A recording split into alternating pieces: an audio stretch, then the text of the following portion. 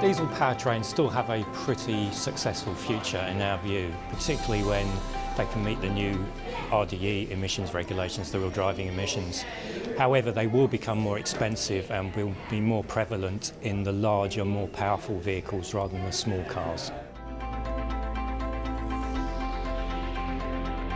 Well, there are many outside factors that could force the hand of both fleets and OEMs. However, we believe that both the fleet and OEM will need to make some smart compromises to come to a full agreement on vehicle data use. So digital's already playing a really big part in our lives and in our industry, but over the next few years we really see it coming to the fore with the access to data that we're going to have, particularly through connected car, and it's really going to let us build closer relationships with our customers and actually build on a really strong customer lifetime value. There's been a big shift in the market in recent years, and I think one of the trends we've seen is that lots of the independent leasing companies and manufacturers are very keen on marketing their vehicles upstream. And part of that obviously means that those vehicles won't be sold through physical auction. However, one of the issues that comes with that are the whole piece around logistics, because fundamentally a vehicle still has to be processed either from the direct end user through to reconditioning or whatever that might mean.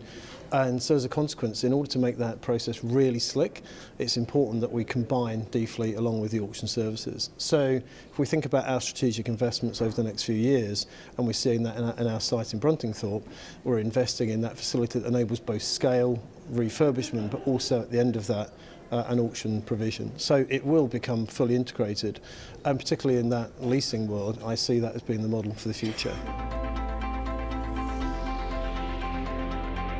I think the biggest thing that you should really be considering is a consolidated platform for your IT, and looking at the strategic partners that will allow you to deliver that as your client base starts to put more and more demands on the types of services they want around their mobility requirements.